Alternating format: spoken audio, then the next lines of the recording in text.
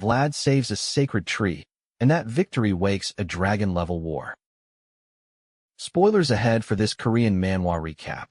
Okay, so Vlad is not a noble hero born into comfort. He comes from the slums of Skora, survives by reading danger early, and builds his future one cut at a time. His sword is more than steel, his path is tied to House Vaezid, and every step upward pulls him closer to old powers that do not care how young he is. Here, the fight stops being just survival. It becomes history, elves, dragons, buried bloodlines, and a world tree that seems to know Vlad before Vlad fully understands himself. Vlad reaches a verdant oak that looks almost alive in its pain, its wound holding a shining bead that reminds him of the amber glow on his sword hilt. That detail tells him he is in the right place, but the tree is not alone. A troll with an axe stands in the way, and this thing is not just large. It is wrong.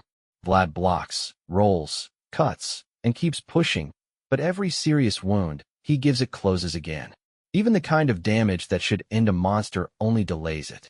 And this is where it gets brutal. Vlad realizes normal swordsmanship is not enough, because the troll can survive almost anything he understands how to do.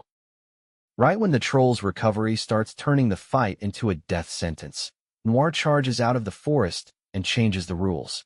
Vlad's blade cannot keep the wounds open, but Noir's horn strike injures the troll in a way that refuses to heal properly. Watch the adjustment. Vlad does not waste time being surprised.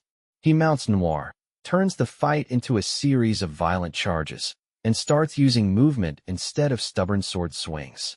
The glowing mole's blessing and the land itself seem to tilt the battle just enough for him to kill what looked nearly immortal.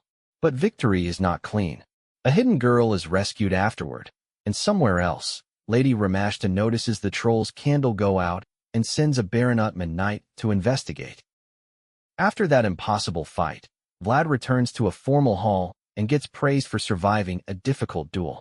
The elder recognizes the work, but the missing corpse hangs over the room like a blade that did not fall yet. That one detail matters, because a dead enemy without a body is never just a dead enemy. Then the conversation sharpens around imperial swordsmanship, old traces, and things Vlad clearly does not want exposed too easily. He receives the shape of a reward, with money and an elven invitation connected to the aftermath, but the catch is that reward comes wrapped in another problem. Later, outside at night, an older knight makes it clear they need a longer conversation, and Vlad's survival starts looking less like freedom and more like leverage. The pressure gets quieter, but not safer. A strange tea enters the scene, and Vlad realizes the drink is not ordinary at all. It is drugged, or close enough that the meaning is ugly either way. That turns a polite setting into a trap, because now every cup, every offer, and every smiling explanation becomes suspicious. The older knight's warning starts to land differently too. Vlad is not simply being congratulated and sent onward. He is being tested, watched, and pushed toward the elven territory problem with only partial answers. He has survived blade work and monsters, but politics hits in a nastier way. A sword can answer a troll. It cannot easily answer a room full of people deciding what truth Vlad is allowed to know. Soon after that, Vlad comes under the influence of an old knight whose lesson hides inside something almost too casual. There is talk of soup, repayment, and a few gold coins, but do not miss the real exchange. The old man's instruction is worth far more than the money Vlad can hand back. What Vlad takes from him is direction, not a copied stance, not a borrowed trick, the beginning of his own swordsmanship. That is a huge shift for a swordsman like Vlad, because growing stronger is not just about surviving stronger enemies anymore. It is about forming a path that belongs to him. And while he is learning that, the story points toward another dragon-related threat and a sword that may connect back to the voice tied to him.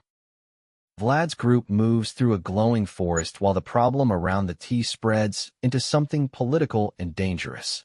They talk about how stopping people from selling tea is not simple, because the trade is already too popular and smashing the obvious target will not kill the root. At the same time, rumors connect the North to a dragon-related request, and even with evidence prepared, the whole thing feels too neat. Then the forest opens into elven territory. Lord Varades learns humans have come near the boundary, but the key detail is Vlad of Sora and the invitation attached to his name. The elves do not just see intruders. The spirits around Vlad speak of a chosen protector, and they warn that a dragon is coming before the young world tree blooms. Then the mystery turns backward into memory. Vlad sees an image linked to an old forest, and an elder elf recognizes what he should not be able to recognize so easily. The name tied to it is Elvenheim, a lost homeland of the forest elves that existed before a dragon burned it down. That changes Vlad's vision from a strange personal clue into a wound carried by an entire people. He wakes with uncertainty still pressing on him, but he chooses to move forward because standing still will not explain anything. An elf woman comes for him, and the path leads into a luminous ancestral space. There, the world tree welcomes Vlad of Shoera, and it feels less like an invitation than a summons from memory itself. The world tree's presence becomes overwhelming, bright, and almost sacred, as Vlad and the others stand near a place where old memory and living power touch. A figure explains the rule at the heart of it. If a young world is being born, someone has to protect it.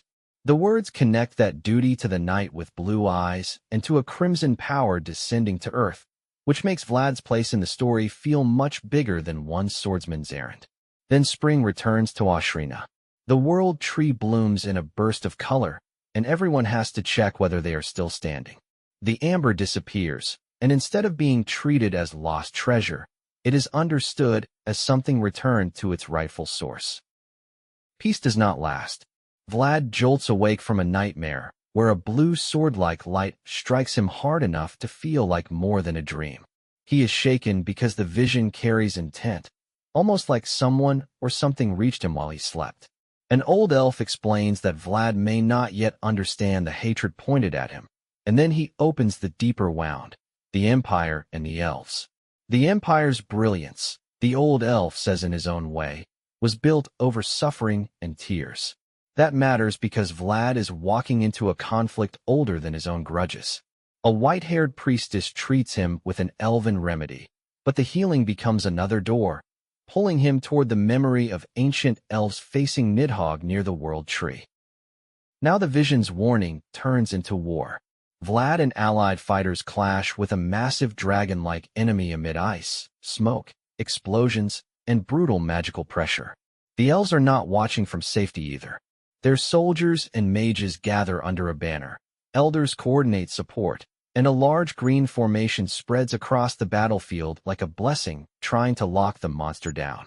But here is the problem. The dragon keeps moving. It takes hits, pushes through pressure, and stays composed enough to mock Vlad directly. Even when the enemy seems sick or unstable, that only makes it scarier, because wounded power can become reckless power. By the end, the dragon's attention swings back to Vlad, and the battlefield feels one mistake away from collapse. This stretch works because Vlad's growth stops being just a preparation ladder and becomes a collision with history. The troll fight proves he can adapt when his sword alone is not enough. The old knight's lesson pushes him toward a personal style instead of borrowed survival.